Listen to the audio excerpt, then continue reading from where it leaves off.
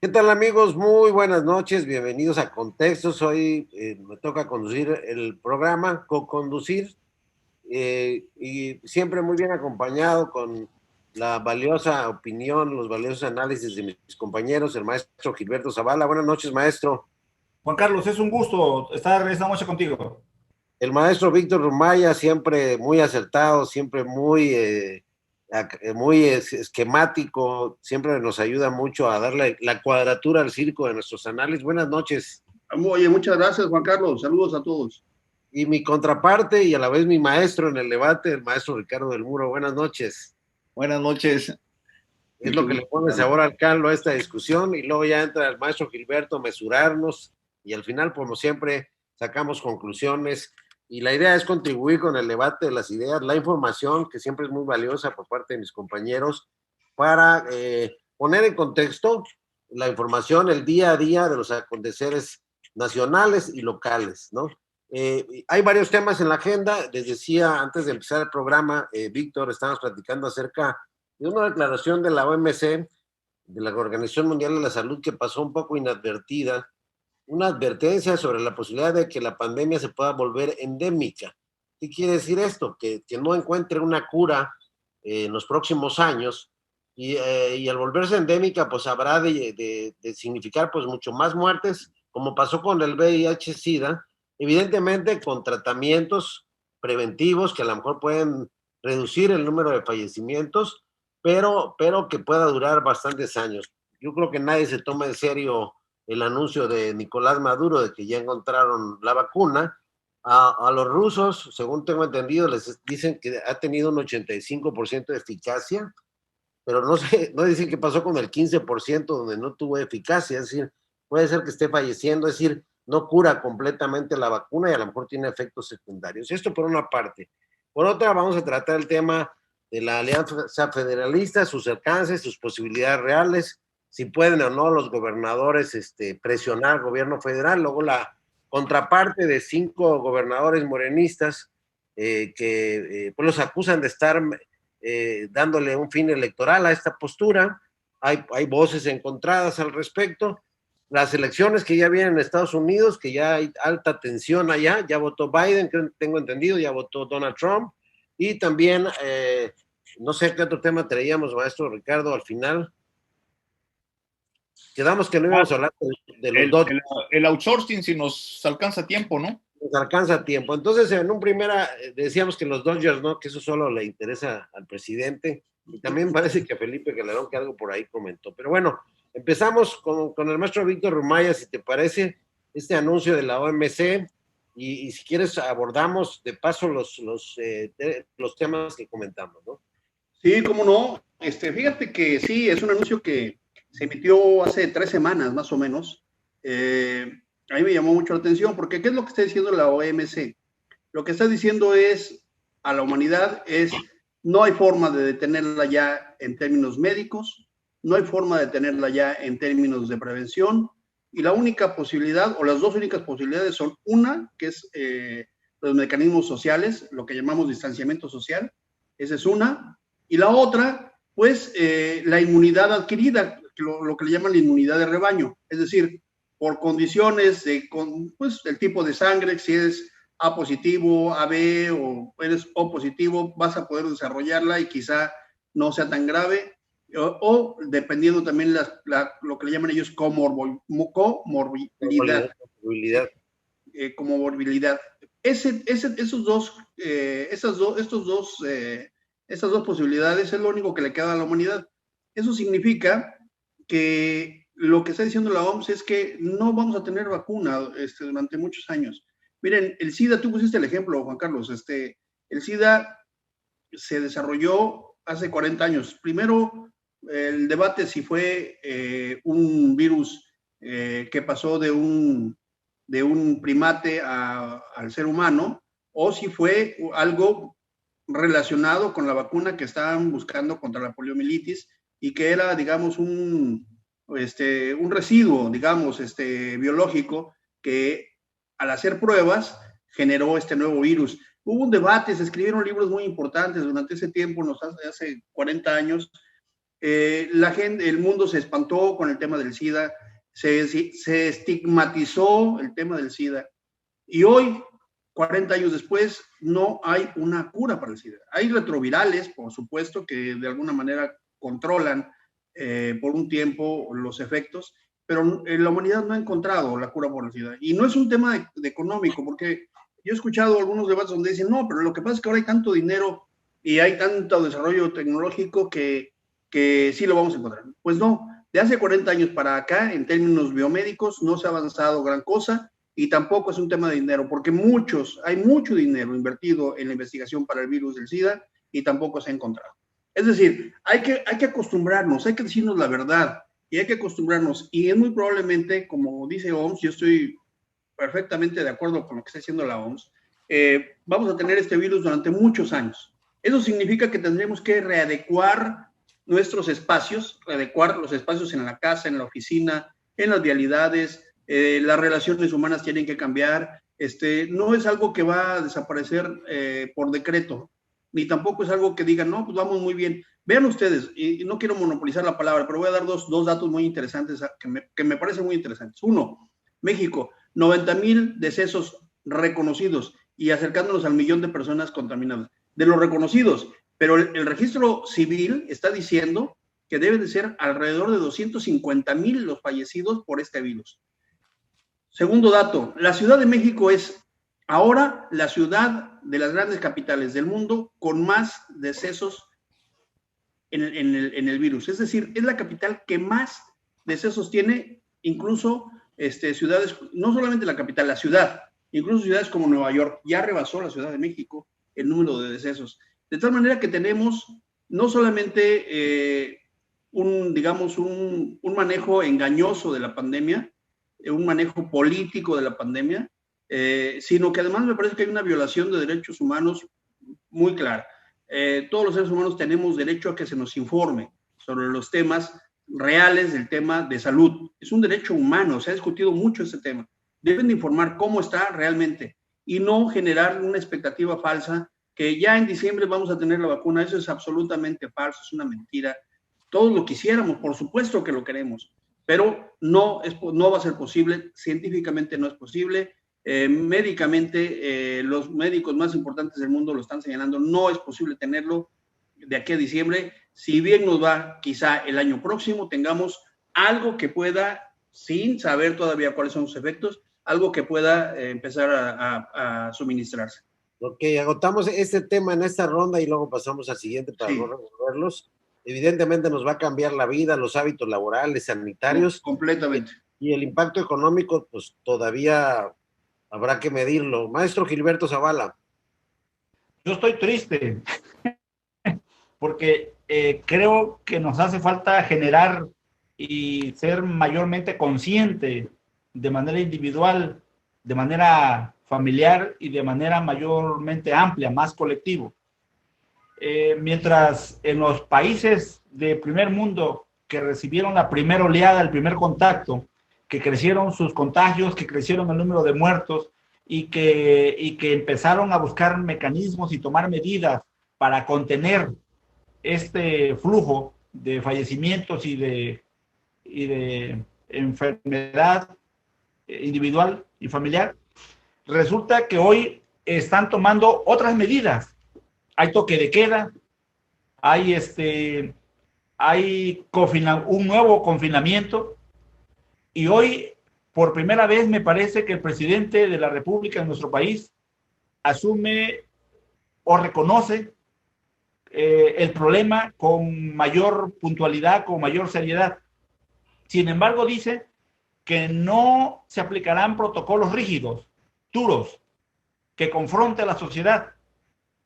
Y entonces, a mí me parece que en nuestro país creo que está fracasando la persuasión, así entre comillas, cuando se pide a medias que la gente haga lo que tiene que hacer para protegerse del coronavirus. Es decir, dejar la responsabilidad a la familia, dejar la responsabilidad de manera personal a la ciudadanía, me parece que ha fracasado. Hay un libro por ahí de una investigación en la que refiere que los seres humanos de todo el mundo tomamos decisiones no necesariamente racional, sino a partir de nuestros miedos, a partir de nuestros temores, y que en el caso del coronavirus, hasta que no haya un muerto en la familia o un contagiado, 2 o 3, es que se cobra conciencia. Pero como paulatinamente se ha ido abriendo las actividades económicas, se está volviendo muy familiar el tema, tan familiar que efectivamente ya da un dato ahí, Víctor, del número de fallecimientos.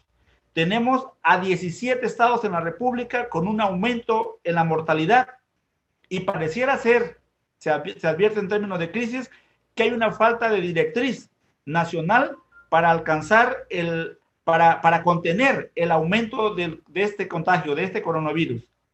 Porque cada estado está asumiendo un protocolo distinto que varía en una verticalidad, que hoy se requiere una verticalidad.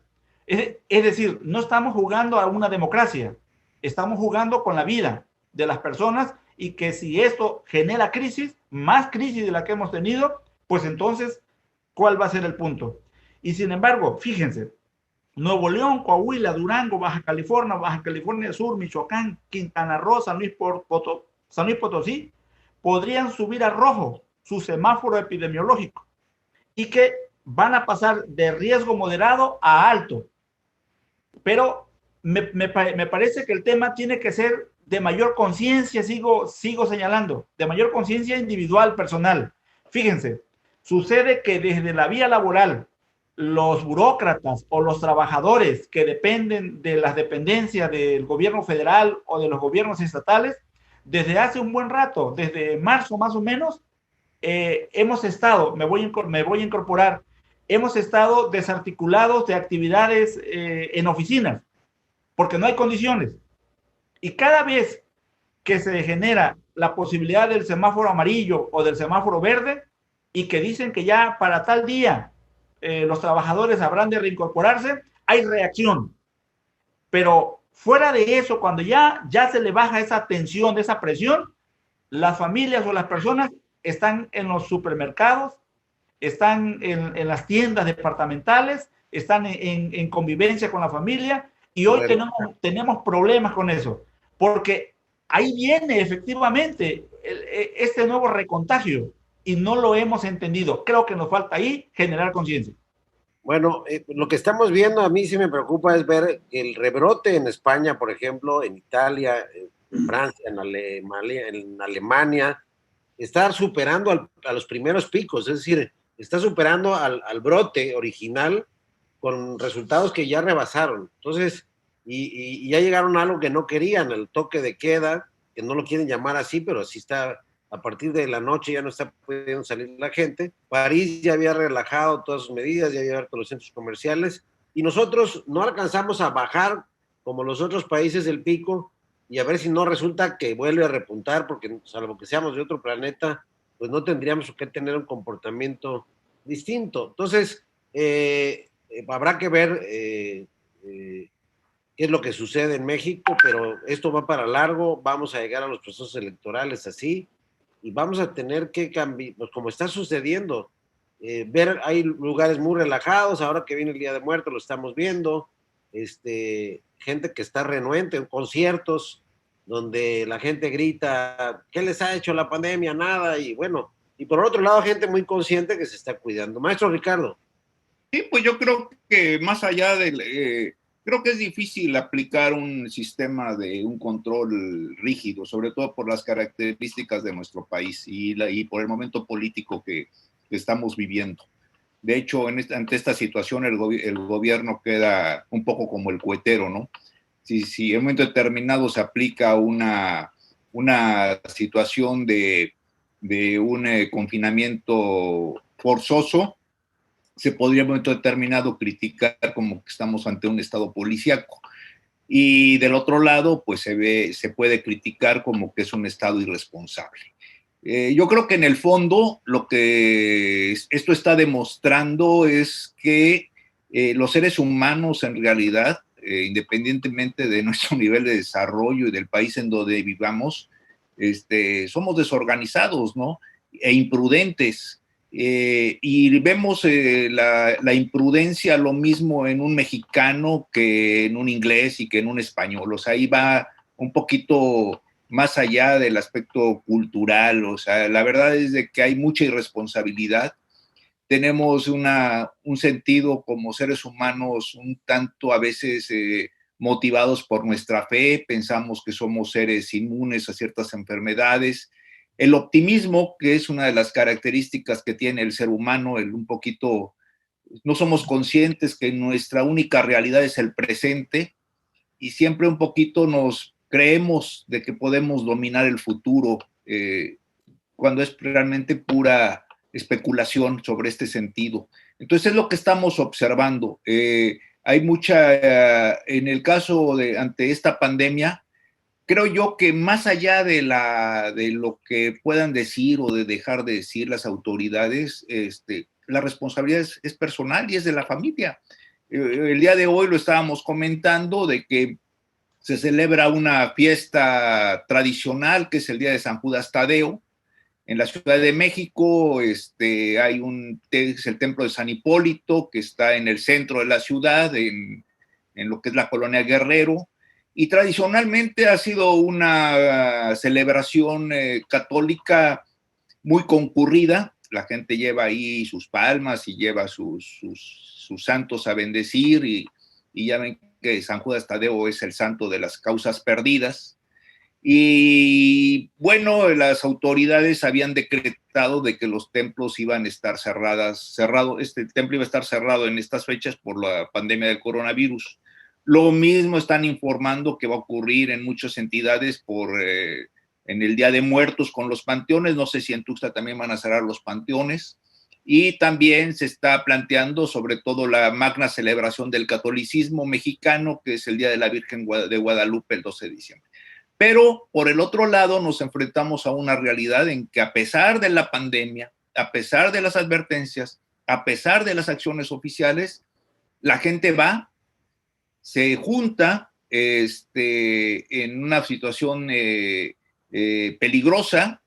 Muchos de ellos van sin cubrebocas y por supuesto en algunos noticieros eso lo alaban y dicen que es la fe del pueblo y lo que ustedes gusten, pero en el fondo pues hay una como irresponsabilidad personal en el sentido de que algo no nos va a pasar hasta que nos pasa. Y bueno, pues el caso extremo que ya ocurrió y que es de risa, dentro de la tragedia, finalmente en ese sentido los mexicanos nos llevamos las palmas de que nos burlamos de la desgracia y de la muerte, pues las palmas se las lleva la Cámara de Senadores, ¿no? Donde ya se tuvieron que reunir y resultaron muchos trabajadores, legisladores y trabajadores infectados.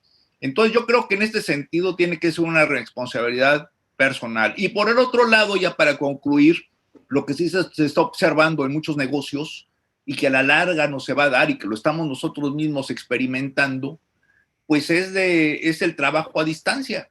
No todas las oficinas lo pueden hacer, pero la mayoría las pueden hacer. Y bueno, yo creo que en el caso de nuestro país, o sea, sería la burocracia realmente, si nos ponemos a analizar la burocracia, perfectamente, bueno, eso decir perfectamente, podrían trabajar en teleconferencias, tal vez sí, tal vez no, quitando los vicios de salir a comer el taco a las 12 del día, llegar y tomar el cafecito para platicar con los amigos y hacer como que trabajo porque hacen como que me pagan. O sea, pero la realidad es de que sí están cambiando las formas de trabajo en una forma acelerada. Se está acelerando totalmente el teletrabajo y también pues los servicios a distancia, ¿no? El transporte, etcétera. A pesar de la pandemia, el mundo está siguiendo y la economía. Oye, ¿me permiten? Oye, no, pero a ver, yo no comparto la tesis que la responsabilidad está en el ciudadano, ¿eh? con todo respeto, sí, por supuesto, cada persona tiene que actuar responsablemente, pero somos una sociedad organizada en donde el pináculo de la organización es el Estado, y el Estado tiene responsabilidades. Una de ellas es justamente, y además están plenamente reconocidas en la Constitución, crear y echar a andar al Consejo General de Salud. Y ese Consejo General de Salud tiene que tomar las medidas que pueden llegar a cualquier circunstancia con tal de preservar el interés colectivo de la salud pública. Que Oye, Víctor, pero parece que nunca se instaló al final de cuentas. No, sí se instaló, sí se instaló. Se instaló el 23 de marzo, yo he estudiado bien ese tema. Una vez. El 23 de marzo se instaló y decretó la pandemia y delegó como una de sus funciones a la Secretaría de Salud y luego a la Subsecretaría de Salud el manejo de la pandemia. O sea, para lo único que se creó es para el formalismo el 23 de marzo. Y el 24 de marzo... Para lo único que se instaló fue para eso. Por eso se instaló, el decreto es el 23 de marzo.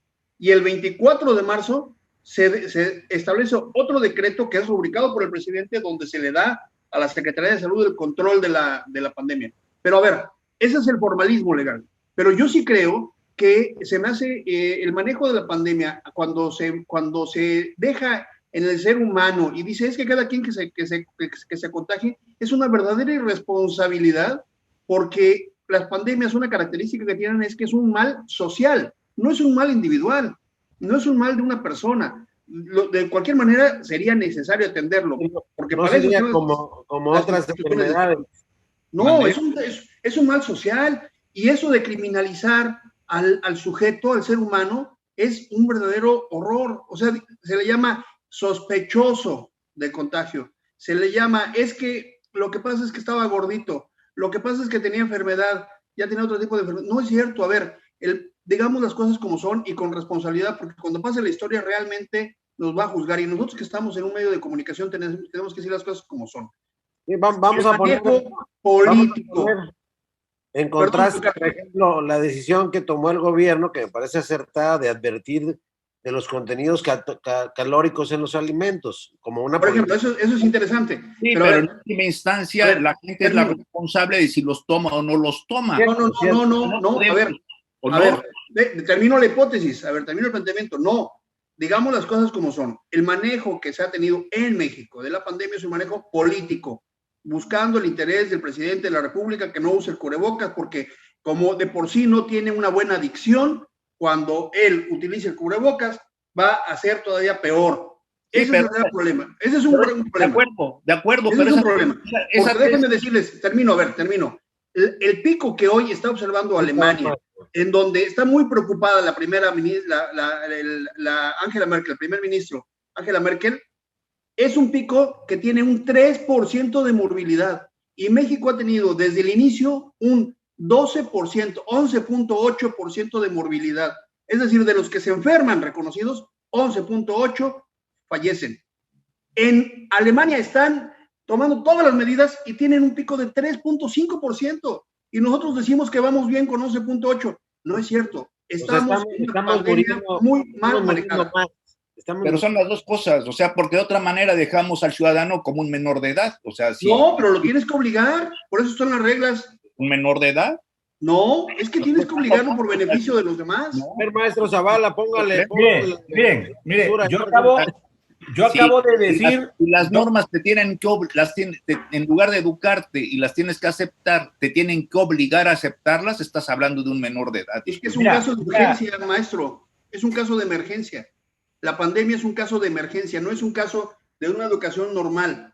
A ver, lo que decía Gilberto Zavala tiene razón. Oye, sí, decimos que no hay que ir a trabajar porque nos podemos contaminar, pero los mercados están llenos, los supermercados están llenos. Eso de poner los tapetes fue... Y aunque se prohíba, Víctor, pues cuando se han prohibido las cosas, la gente busca la manera de violarlo. O sea, eso no es la cuestión, no podemos decir que todo es el gobierno y los ciudadanos. No, son las dos cosas. Menores de edad, o sea, la responsabilidad es de ambos puntos de vista son válidos. Son las dos cosas, pero si el presidente saliera a decir, a ver, señor, estamos atravesando por una pandemia y es algo muy serio y todos tienen que cuidarse y usar cubrebocas y se toman estas medidas, una serie de medidas que están tomando otros países, A ver, la pregunta tan esto. Es como si el presidente dijera, a partir de mañana, ustedes pueden salir a la calle y no va a pasar nada. Yo no salgo y creo que mucha gente no va a salir. O sea, no, eso de que el discurso presidencial nos va a guiar y lo vamos a ver el mensaje. ¿Cómo no? Ese es el liderazgo nacional. Yo voy a poner en contexto esto. A ver, el gobernador de Chiapas, por ejemplo, ha sido muy enfático en el tema, ¿eh? Ha sido muy reiterativo. Están haciendo las vacunas, acaba de ver varias dependencias, están llegando a vacunar parejo. O sea, sí se están tomando muy en serio el papel. Yo creo que las cifras de Chiapas, contrario a lo que esperábamos algunos, precisamente por la irresponsabilidad, la falta de madurez, ese comportamiento irreflexivo, estamos manejando bien la pandemia en Chiapas, porque de cada 10 mensajes que emite el gobernador, 6 o 7 están en el sentido de que la gente se cuide, y yo creo que sí se predica un poco con el ejemplo. No sé, maestro Gilberto, póngale. Miren, ahí. Yo quiero aportar un dato. Fíjense, el lunes pasado, la Secretaría de Salubridad anunció que de enero a septiembre se tienen registrados 193,170 decesos, más de lo previsto, de los que 139,153 estarían asociados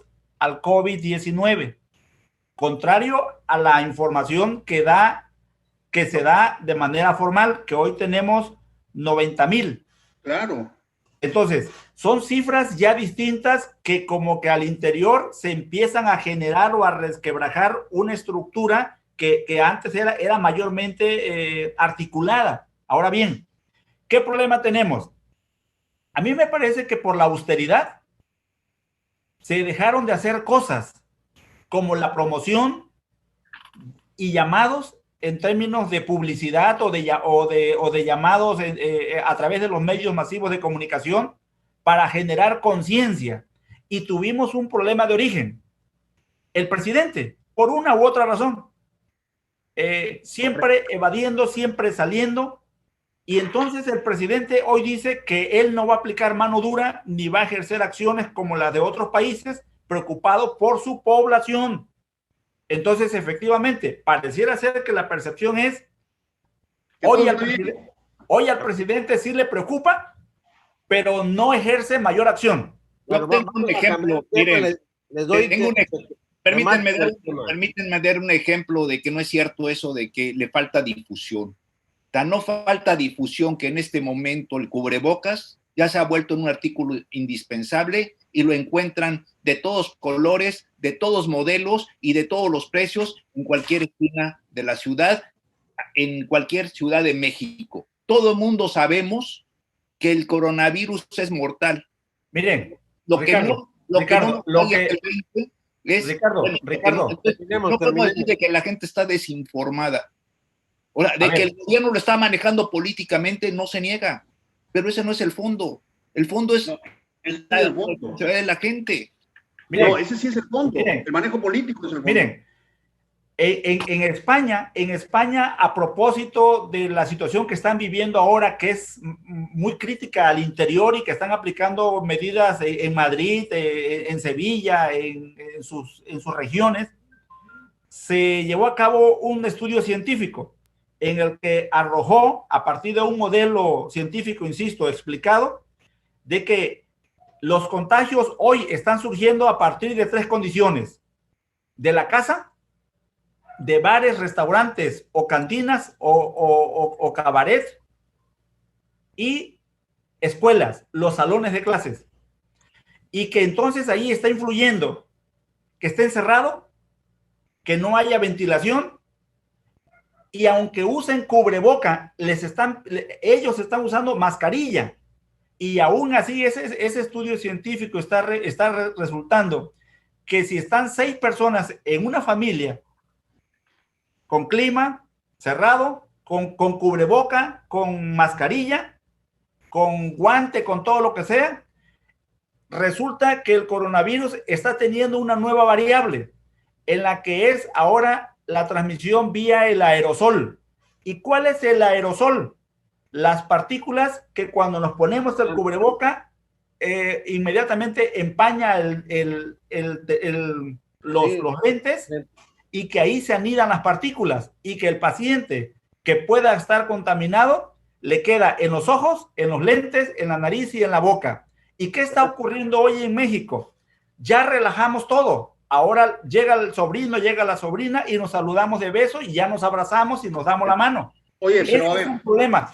Porque tenemos que generar conciencia. Si no generamos conciencia, si no invertimos y únicamente damos datos y datos y datos para justificar una política en el manejo de la pandemia, vamos a tener problemas más serios. A ver, bueno, ahí yo creo que una situación no se puede generalizar. Yo, por ejemplo, a mí me invitan a una reunión, yo no voy. Y pero Ricardo, es que este es un tema general, esa es la diferencia, no es un tema personal, es un tema general, ese es un tema que está definiendo a la humanidad en su conjunto, pero cada nación lo está manejando de manera distinta. Ya rebasó todo nivel de comprensión original, es decir, superó fronteras, superó límites científicos, está superando los límites tecnológicos. Sin embargo, políticamente se quiere seguir manejando. 3 ejemplos muy rápidamente, Ricardo. Ya no da. Primero, 3 ejemplos. 1, se dice que no se debe, ¿para qué hacemos tantas pruebas si no son necesarias? Sin embargo, el presidente se hace pruebas cada martes y los diputados hacen pruebas cada rato. Para ellos ahora sí, ya lo dicen, pero para el pueblo no hay, pero para el pueblo no hay pruebas. Si tuviéramos más pruebas, podríamos detectar las cadenas y romper las cadenas de contagio. Primer manejo político. Segundo, primero se dijo que iba a ser un control de la federación y después cuando vieron que lo rebasó se lo dejaron a los estados y eso es uno de los motivos por los cuales ahorita los estados sin dinero y además con la obligación de controlar la pandemia están reaccionando como lo están haciendo. Tercer elemento, y ya no hablo del presidente, que lo cual todos lo saben, aquello de sacar las estampitas y de decir que solamente a los ricos, etcétera. No. Un tercer elemento que nos debería tener indignados a toda la población por el manejo político y pedir que la sociedad, justamente como gente responsable, diga, oye, yo me cuido, pero hay que obligar que los demás se cuiden. Pero el tercer elemento que te doy para que veamos que se maneja políticamente, qué casualidad, que las entidades que tienen más conflicto políticamente, inmediatamente, 2 días después, son señaladas con semáforos rojos y se les imponen semáforos. El tema del semáforo es absurdo, porque lo que está midiendo es la capacidad de atención en camas, pero no la capacidad de aplicación de pruebas, por ejemplo, o la aplicación de medidas sanitarias. Claro que hay manejo político, y ese manejo político tiene a 150,000 personas desaparecidas, ya muertas, y no contabilizadas dentro del COVID. Permítame saludar, tenemos una buena audiencia esta noche, parece que les gusta cuando nos enfrascamos en el debate, hay un número importante de seguidores. Permítame saludar a los que nos están siguiendo, Araceli Hernández, buenas noches, Liliana Escudero, Lili Calderón, Lisette Escudero, Jan Sequian, Maribel Preciado, Yesenia Suárez Velázquez, Carrie San dice, no pasa nada, en México a los mexicanos no nos pasa nada, dice. Miriam Escudero dice, el presidente debe poner el ejemplo. Por supuesto que la población necesita que se le marquen límites. Mar Sol dice, bueno, saludos a todos. Miriam Escudero, por supuesto que la población necesita límites y restricciones.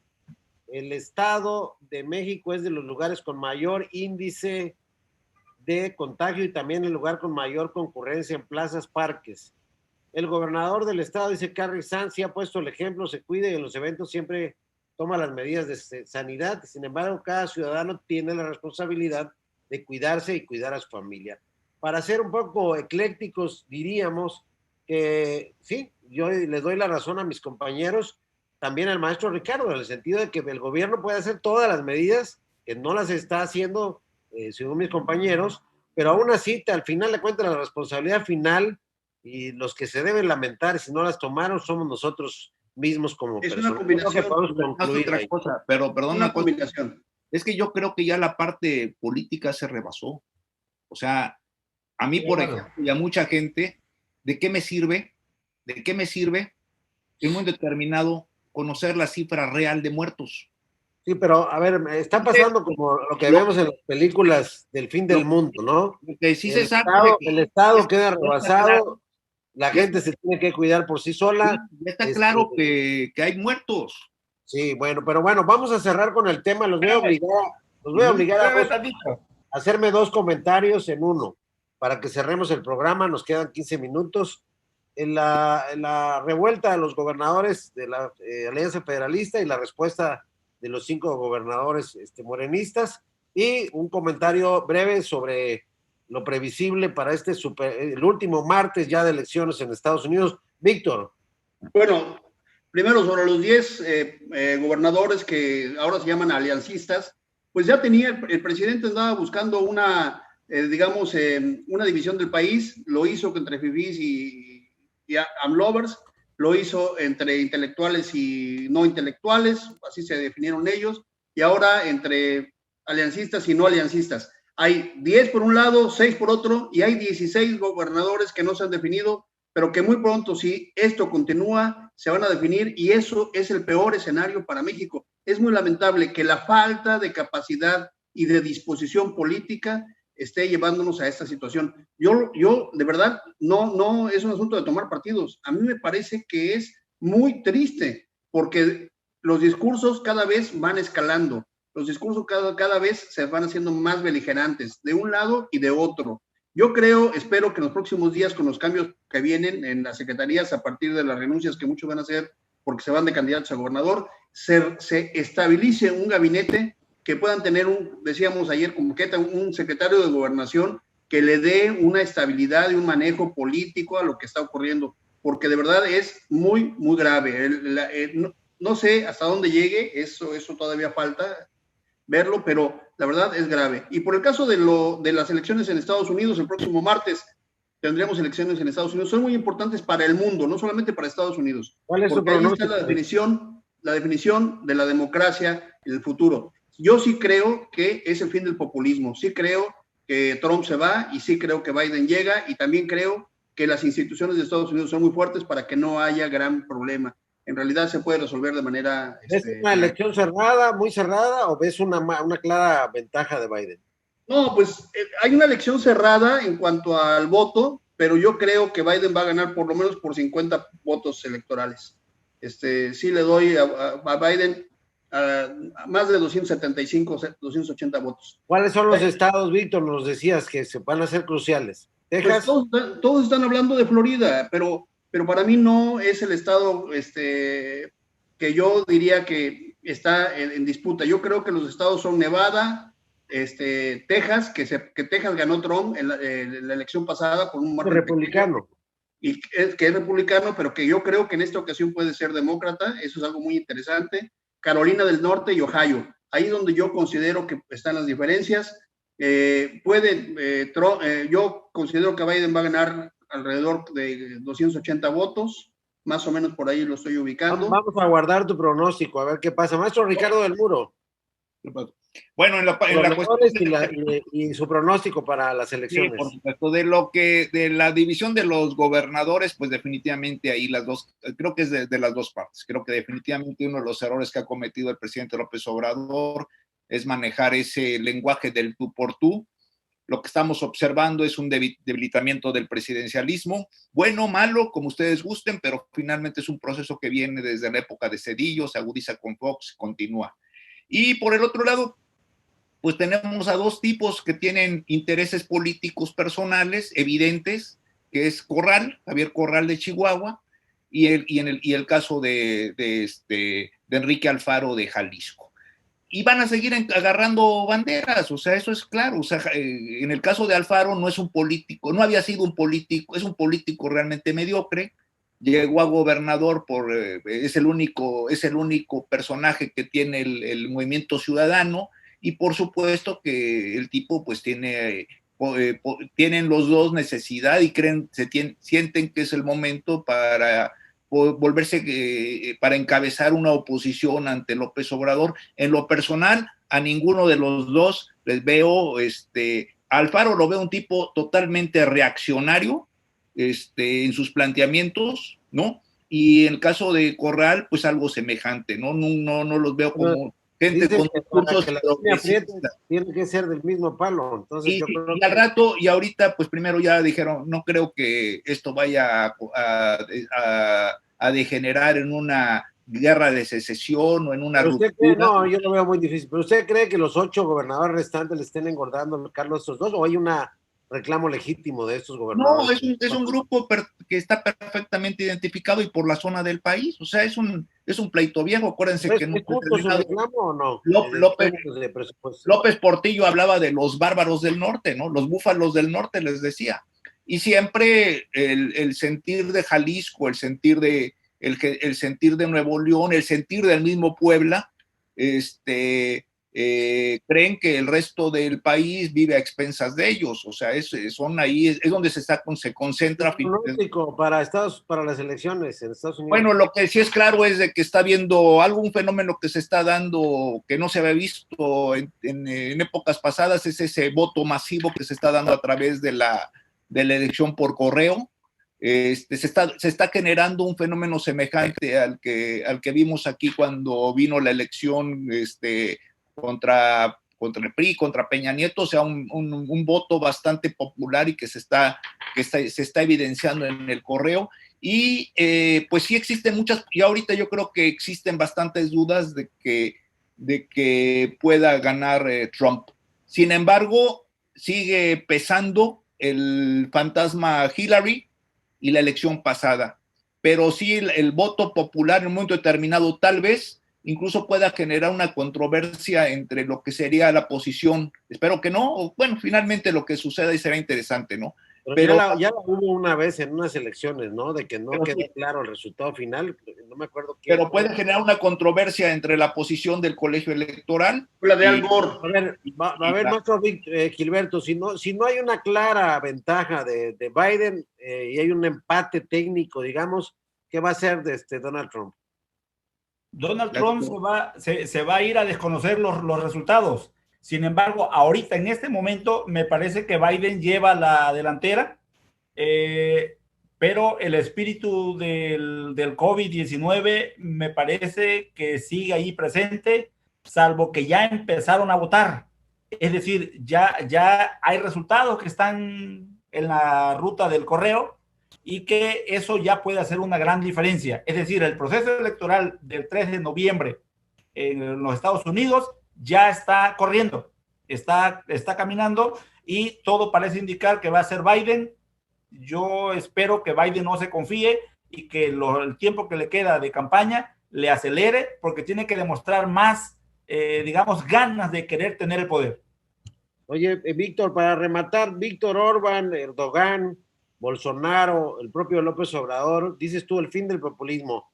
¿Tú crees que esta derrota de Trump pueda tener un efecto colateral con otros gobiernos que se clasifican así, ¿no? Sí, yo creo que las ideologías fueron superadas hace tiempo en el mundo y han sido suplantadas por actitudes y por otras formas de comunicación entre el liderazgo y el electorado. Y uno de ellos ha sido el populismo, que se ha implantado en los últimos años mucho por los medios de comunicación. Y creo que la derrota de Trump también va a recomponer, digamos, las formas de hacer política en el mundo. Yo creo, y por eso de verdad me daría mucho gusto que así ocurriera, porque yo sí espero de la política algo más serio, pues con mayor precisión y con mayor respeto a la ley, con mayor ética. Y creo que el populismo justamente lo que rompe son ese tipo de cosas, las instituciones, la ética política, las relaciones entre el ciudadano y el gobernante, etcétera, etcétera. Y sí creo que esto puede ser el fin del populismo. Hubo un anuncio de Kamala Harris, que dio primera plana a un periódico hoy nacional, diciendo que van a cambiar su política migratoria. Sí, que va a haber un giro importante, yo creo que se la están jugando con esa carta. Ya no quieren a México como tercer país seguro, lo que dicen, y tampoco van a hacer que la gente espere el asilo político dentro de nuestro país, sino que van a reconsiderar esa postura del gobierno de Estados Unidos. Yo creo que la apuesta fue por el voto latino para terminar de cerrar la pinza. No sé cómo la ve, maestro Ricardo del Muro. Sí, pues, de hecho yo creo que es cierto, o sea, se está apostando por el voto latino. Y efectivamente tenemos ahí, como bien dice Víctor, dos posiciones. Por un lado estaría Texas, donde pues hay muchos mexicanos y principalmente de origen mexicano y centroamericano, pero por el otro lado se le da fuerza a Florida porque pues ahí está la otra cara de los latinos, ¿no? Ahí están los latinos anticastristas que son principalmente bastante conservadores. Entonces, pero sí, efectivamente, yo creo que hay mucha inconformidad sobre todo para la cultura, digamos, de la clase media norteamericana y de muchos norteamericanos, el hecho de que el gobierno se muestre violador de los derechos humanos, que separe a las familias, tragedias que se han visto de personas que toda su vida han estado en Estados Unidos y que sus hijos crecen ahí, que realmente tienen cultura estadounidense, ¿no? Y que regresarlos a México, pues vienen así como, ok, son parecidos a nosotros, son morenitos de pelo negro, pero apenas a veces hablan español, no conocen, realmente se enfrentan a una cultura totalmente diferente. Los para un agente de tránsito y lo último que se les ocurre es ofrecerles los 100 pesos al agente de tránsito porque seguramente les diga levante la multa y ahí quedan desconcertados tanto el agente de tránsito como el chofer detenido, ¿no? De ese tamaño es la diferencia de cultura que existe entre nuestros países. Ya adoptaron el modo de vida americano y se siente del credo americano, independientemente de su color, de su origen racial. Maestro Gilberto, Kamala Harris, una todavía joven exfiscal, va a ser vicepresidenta si esto sucede. Tiene, creo que 81 años, 79 años Joe Biden. Si llegará quizá a 4 años. Eso ya es mucho futurismo, pero igual tenemos a la primer presidente de origen afroamericana dentro de 4 años en los Estados Unidos. Pero bueno, primero lo primero, el martes en la noche veremos qué pasa, ya lo comentaremos quizás en vivo en este programa. Cierra usted, maestro Gilberto, con un comentario. Yo no quisiera pasar la oportunidad para afirmar o comentar que en esta disputa de la Alianza Federalista de 5 gobernadores que hoy se expresaron, de Jalisco, Nuevo León, Guanajuato, Aguascalientes y Michoacán, hubo otra posición de los gobernadores de Morena, entre ellos Ciudad de México, Tabasco, Baja California, Chiapas, Morelos, Puebla, Veracruz, que se fortalecen la idea y el apoyo al presidente de la República.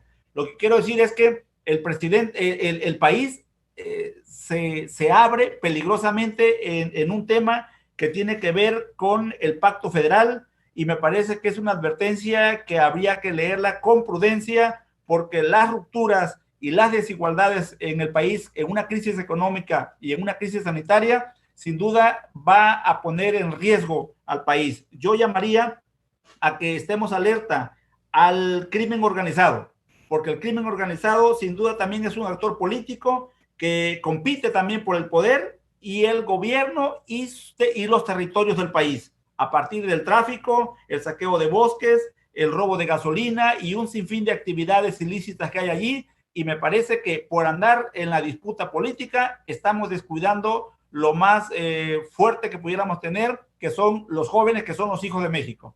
A mí me parece que no van a poder, lo que no pueden hacer los gobernadores es evitar que los contribuyentes de sus estados hagan una especie de huelga de impuestos, porque el SAT se les va a venir encima y las consecuencias legales pues son inmediatas, ¿no? Entonces, tú dejas de pagar impuestos y el SAT te prohíbe emitir el CFDI, es decir, te limita a facturar y hay un control férreo todavía, así que no le veo yo por ese lado posibilidades. Sí me preocupa que llevando este tema a las elecciones, ya vimos lo que pasó en Hidalgo y Coahuila, y ya en las elecciones el próximo año, en el 21, se enfrenten los gobernadores con la federación en las elecciones estatales, ¿no? Donde ya se dé una confrontación abierta ya no entre ciudadanos, sino entre funcionarios estatales y funcionarios federales, cada quien tratando de incidir o llevar agua a su molino. Pero bueno, vamos a tener ocasión de analizar ese tema en un siguiente programa. Por lo pronto, yo les agradezco mucho. Víctor Maya, buenas noches. Buenas noches. Maestro Ricardo del Muro, buenas noches. Buenas noches. Maestro Gilberto Zavala, nos vemos mañana en Contextos. Buenas noches. Buenas noches.